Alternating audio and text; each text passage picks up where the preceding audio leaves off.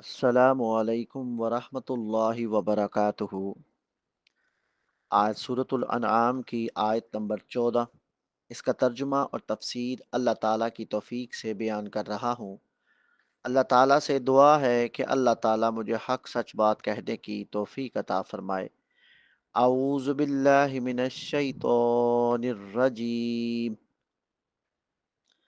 قل اغیر اللہ اتخذ ولیا فاطر السماوات والارض وهو یطعم ولا یطعم قل انی امرت ان اکون اول من اسلم ولا تکونن من المشرکین۔ قل آپ کہہ دیں، اغیر کیا سوائے اللہ اللہ تعالیٰ کے، اتخذو میں بناؤں، ولین کوئی دوست، فاتری پیدا کرنے والا ہے، السماواتی آسمانوں کا، فاتر السماواتی پیدا کرنے والا ہے آسمانوں کا، والارض اور زمین کا، وہوا اور وہ، یطعم کھلاتا ہے، ولا اور نہیں، یطعم وہ کھلایا جاتا۔ قل آپ کہہ دیں، انی یقیناً مجھے، امرت حکم دیا گیا ہے مجھے، ان یہ کہ اکونا میں ہو جاؤں، اولا سب سے پہلا، من جو، اسلم اسلام لائے، ولا تکونن اور آپ ہرگز نہ ہونا، من المشرکین مشرکوں میں سے۔ قل اغیر اللہ اتخذ ولیا فاطر السماوات والارض وهو یطعم ولا یطعم قل انی امرت ان اکون اول من اسلم ولا تکونن من المشرکین۔ آپ کہہ دیں، کیا میں اللہ تعالیٰ کے سوا کسی اور کو دوست بناؤں جو آسمانوں اور زمین کا پیدا کرنے والا ہے اور وہی کھلاتا ہے اور اسے کھلایا نہیں جاتا۔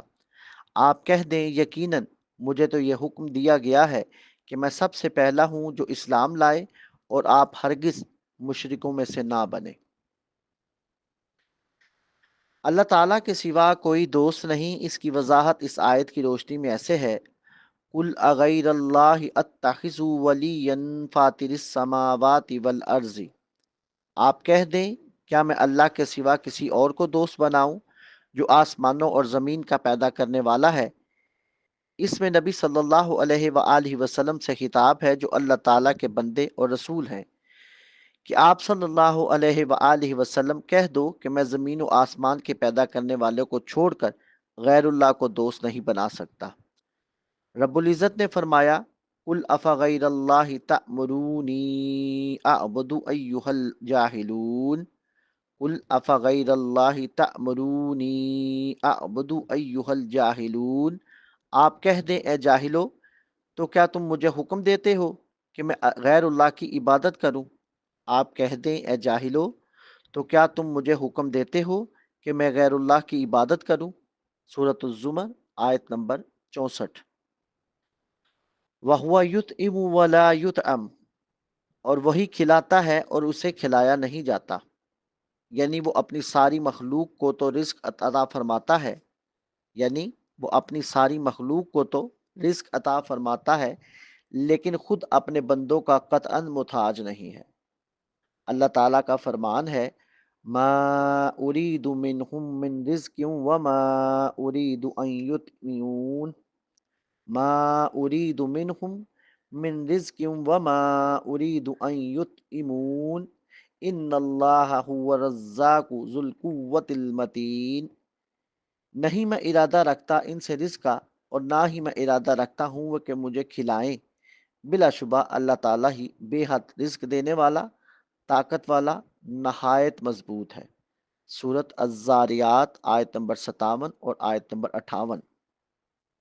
یعنی اللہ تعالیٰ قرآن کریم میں ارشاد فرما رہا ہے کہ ما اريد منهم من رزق وما اريد ان يطعمون ان اللہ هو الرزاق ذو القوة المتین۔ نہیں میں ارادہ رکھتا ان سے رزق کا، اور نہ ہی میں ارادہ رکھتا ہوں کہ وہ مجھے کھلائیں، بلا شبہ اللہ تعالیٰ ہی بے حد رزق دینے والا، طاقت والا، نہایت مضبوط ہے۔ قبا کے رہنے والے ایک انصاری نے نبی صلی اللہ علیہ وآلہ وسلم کی دعوت کی۔ سیدنا ابو ہریرہ رضی اللہ تعالیٰ عنہ فرماتے ہیں ہم بھی آپ صلی اللہ علیہ وآلہ وسلم کے ساتھ گئے۔ جب نبی صلی اللہ علیہ وآلہ وسلم کھانا تناول فرما کر ہاتھ دھو چکے تو آپ صلی اللہ علیہ وآلہ وسلم نے فرمایا سب تعریف اسی اللہ کے لیے ہے جو اپنے بندوں کو کھلاتا ہے مگر خود نہیں کھاتا۔ اس نے ہم پر احسان فرمایا کہ ہمیں ہدایت سے نوازا اور کھلایا اور پلایا اور ہر اچھی نعمت سے سرفراز فرمایا۔ سب تعریف اللہ تعالیٰ ہی کے لیے ہے جس کو کبھی خیر بات نہیں کہا جا سکتا، نہ اس کا بدلہ دیا جا سکتا ہے، نہ ناشکری کی جا سکتی ہے، نہ بے نیازی اختیار کی جا سکتی ہے۔